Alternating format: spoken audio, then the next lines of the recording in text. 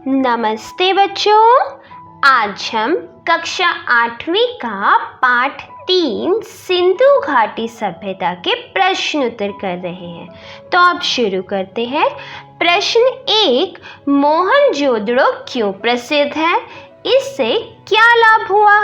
मोहनजोदड़ो वह प्रसिद्ध स्थान है जहां सिंधु घाटी सभ्यता के अवशेष मिले हैं। मोहनजोदड़ो में की गई खुदाई से प्राप्त वस्तुओं से प्राचीन इतिहास समझने में बहुत मदद मिली है। इससे हमें जो हमारा प्राचीन इतिहास था उसके बारे में बहुत सारी महत्वपूर्ण जानकारियां प्राप्त हुई है। प्रश्न 2, सिंधु घाटी का प्रसार कहां तक था?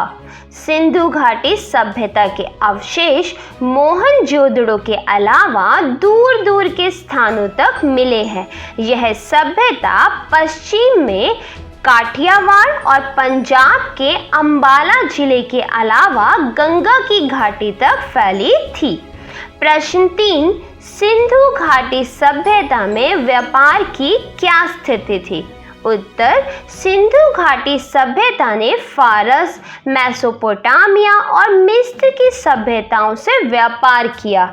इन नगर सभ्यताओं में व्यापारी वर्ग धनाढ्य था, अर्थात बहुत अमीर था। उसकी भूमिका महत्वपूर्ण थी।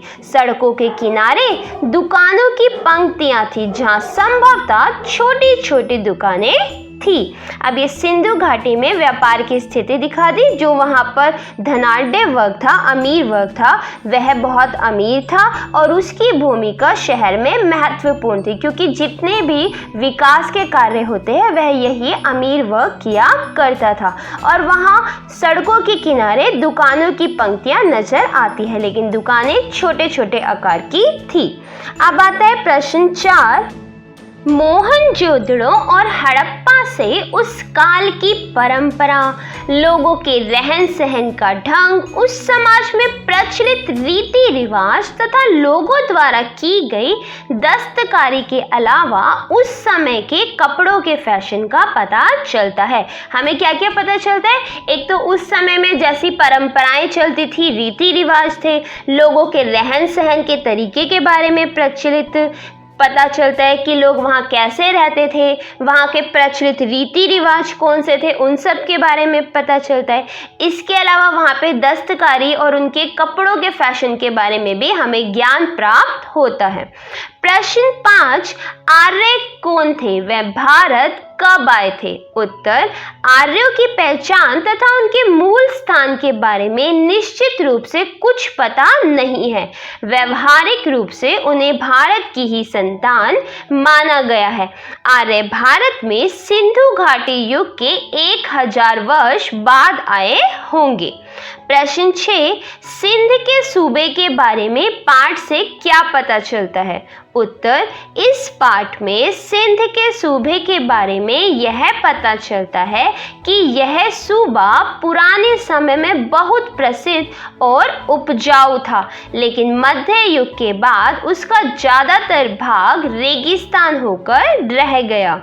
प्रश्न 7, सिंधु घाटी की सभ्यता के पतन के बाद खेती का विकास किस प्रकार हुआ? उत्तर, सिंधु घाटी की सभ्यता के बाद आने वाली सभ्यता में कृषि की बहुतायत थी, अर्थात जो बाद में सभ्यता आई वो कृषि पर अधिक बल देती थी। उन्होंने कृषि पर अधिक बल दिया, कृषि ज़्यादा की। कुछ नगर और थोड़ा बहुत शहरी जीवन भी था। आने वाले नवागंतुक आर्यों ने कृषि को ही अपने व्यवसाय के रूप में अपनाया और कृषि का विकास होता गया। प्रश्न 8, वैदिक युग के काल निर्धारण पर विद्वानों की क्या राय है? उत्तर, वैदिक युग के काल निर्धारण पर विद्वान एकमत नहीं है। भारतीय विद्वान वैदिक युग का काल बहुत पहले का मानते हैं, जबकि यूरोपीय विद्वान इसका समय बहुत बाद का मानते हैं। प्रश्न 9, वेद क्या है? भारत में प्रथम वेद किसे माना जाता है? उत्तर, वेद हिंदुओं के प्रकाशित धर्म ग्रंथ है। वेदों से हमें यह ज्ञात होता है कि विचारों की प्रारंभिक अवस्था में मानव मस्तिष्क ने स्वयं को कैसे व्यक्त किया था। ऋग्वेद को भारत का प्रथम वेद माना जाता है। प्रश्न 10, वेद शब्द की उत्पत्ति बताते हुए उसका अर्थ स्पष्ट कीजिए। उत्तर, वेद शब्द की उत्पत्ति विद धातु से हुई है, जिसका अर्थ है जानना। वेद का सीधा साधा अर्थ है अपने समय के ज्ञान का संग्रह। वेदों में ना मूर्ति पूजा है और ना देव मंदिर। प्रश्न 11, परलोक परायणता के बारे में नेहरू जी का क्या विचार रखते थे? अब नेहरू जी परलोक परायणता के बारे में क्या विचार रखते थे वह हमें बताना है। उत्तर, नेहरू जी का मानना था कि हर देश के निर्धन और अभागे लोग परलोक परायण होते हैं। अब नेहरू जी का मानना था कि हर देश अर्थात चाहे कोई भी देश हो, उस देश के जो निर्धन लोग होते हैं, गरीब लोग होते हैं, जो अभागे होते हैं, जो दुख के मारे होते हैं, वह लोग हमेशा परलोक परायण में विश्वास रखते हैं।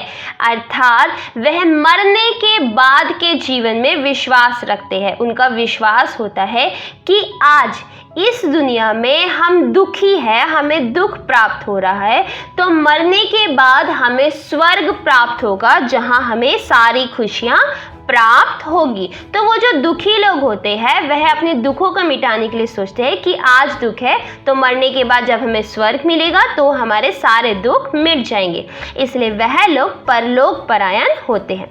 वे एक सीमा तक परलोक में विश्वास करने लगते हैं। ये लोग एक सीमा तक विश्वास रखते हैं कि आज हम सच्चे हैं, हमारे साथ निर्धनता है, तो कोई बात नहीं, कल हमारी लाइफ मरने के बाद हमें ईश्वर स्वर्ग में भेजेगा और वहां हमें सब कुछ प्राप्त होगा।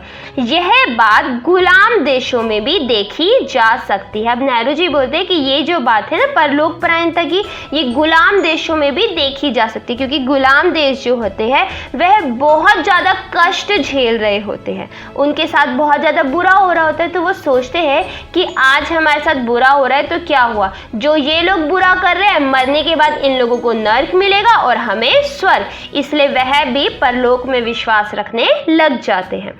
अब आता है प्रश्न 12, वैदिक युग में आत्मा और पुनर्जन्म के प्रति आर्यों का दृष्टिकोण क्या था? उत्तर, वैदिक युग में आर्यों का जीवन उमंग से भरा था, अर्थात खुशियों से भरा था। उन्होंने आत्मा पर बहुत कम ध्यान दिया, वे आत्मा पर अधिक ध्यान नहीं देते थे। मृत्यु के बाद वे किसी प्रकार के अस्तित्व में विश्वास नहीं रखते थे। पुनर्जन्म में उनकी मान्यता ना थी। जो आर्य थे वैदिक युग के, वह मृत्यु के बाद के जीवन के बारे में नहीं सोचते थे। उनका मानना था जो है आज है, हमें इसी जीवन में करना है। अब आता है प्रश्न 13, भारतीय संस्कृति की निरंतरता से क्या तात्पर्य है? उत्तर, भारतीय संस्कृति अपने शुरुआती समय से ही निरंतर विकास की ओर बढ़ती रही। समय के साथ साथ अनेक परिवर्तन हुए और यह आज भी बनी हुई है। प्रश्न 14, उपनिषदों का मनुष्य के जीवन में क्या महत्व है? उत्तर, उपनिषद मनुष्य को भारतीय आर्यों के चिंतन के बारे में गहराई से ज्ञान कराते हैं। ये ईसा पूर्व 800 के आसपास के तत्कालीन सामाजिक गतिविधि की जानकारी देते हैं। प्रश्न 15, गांधी जी जन आंदोलनों के पीछे कौन सी मनोवृत्ति काम कर रही थी? अब उत्तर, गांधी जी के आज़ादी की प्राप्ति के समय जो जन आंदोलन चलाया था उसके पीछे मनोवृत्ति यह थी कि समाज में से ऊंच नीच, जाति पाति, छुआछूत आदि की भावना न हो, समाज जाति बंधन से मुक्त हो, लोगों में संयम, आत्मपीड़न तथा आत्मत्याग की भावना हो। तो गांधी जी ऊंच नीच की भावना को, छुआछूत की भावना को खत्म करना चाहते थे और चाहते थे लोग अपने मन में संयम रखें, आत्मपीड़न की भावना रखें और आत्मत्याग के लिए हमेशा तैयार रहे। प्रश्न 16, प्राचीन भारत के 2 महाकाव्य कौन से हैं? भारतीय जीवन पर इनका क्या प्रभाव पड़ा? उत्तर, रामायण और महाभारत प्राचीन भारत के 2 महाकाव्य हैं। इन महाकाव्यों ने भारत की जनता पर गहरा प्रभाव डाला। भारतीय जीवन पर आज भी इनका जीवंत प्रभाव दिखाई देता है।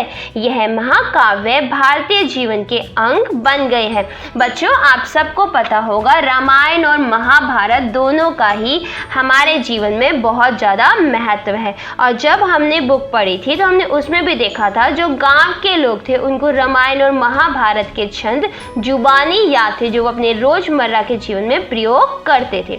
तो वही इनका प्रभाव आज भी हमारे जीवन में वैसा ही है जैसा कल था। प्रश्न 17, महाभारत महाकाव्य के रूप में क्यों प्रसिद्ध है?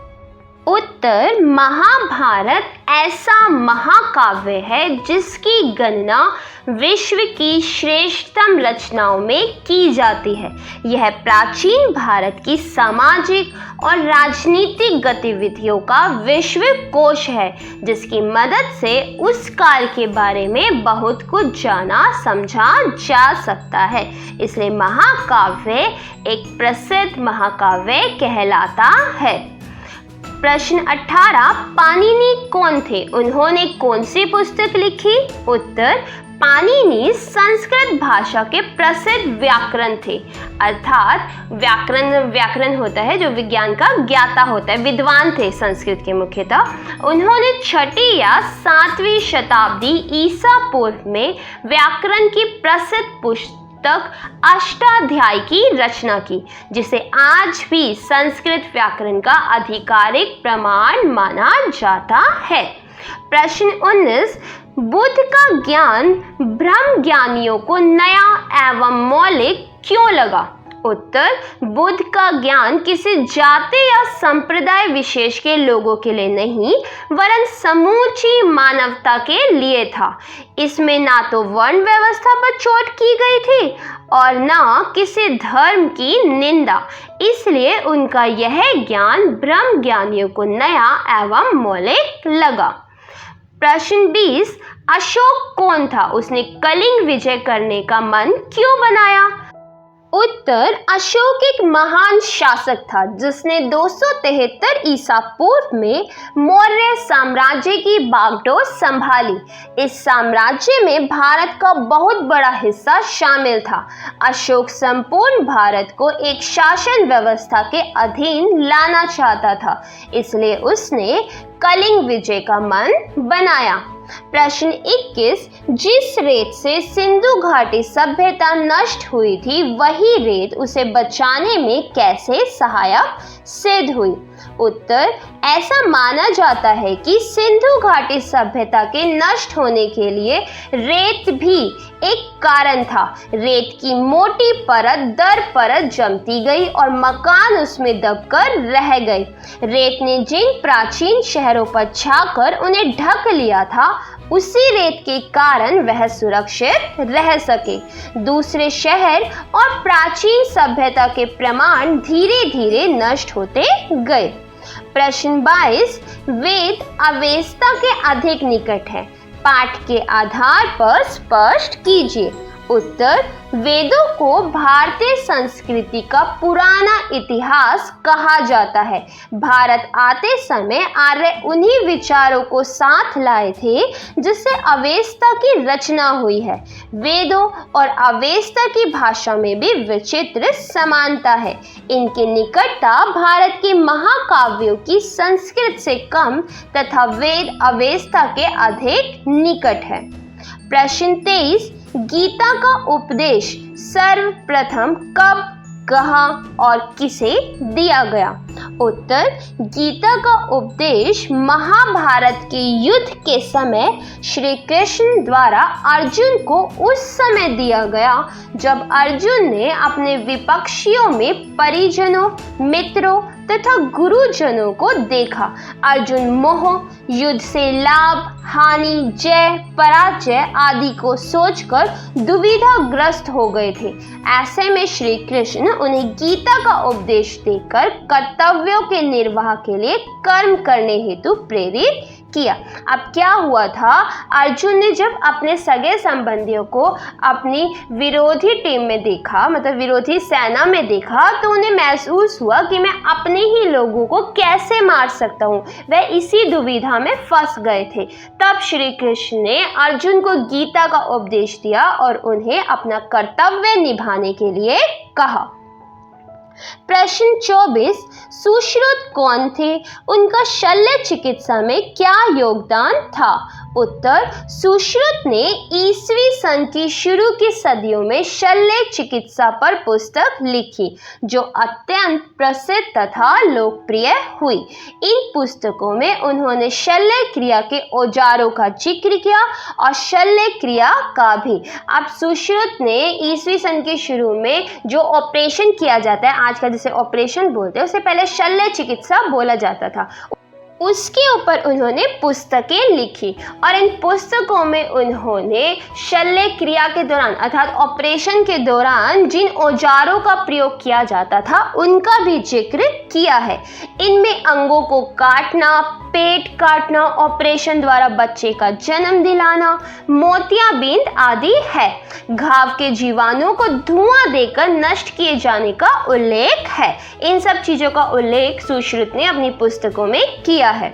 प्रश्न 25, तक्षशिला की प्रसिद्धि का क्या कारण है? स्पष्ट कीजिए।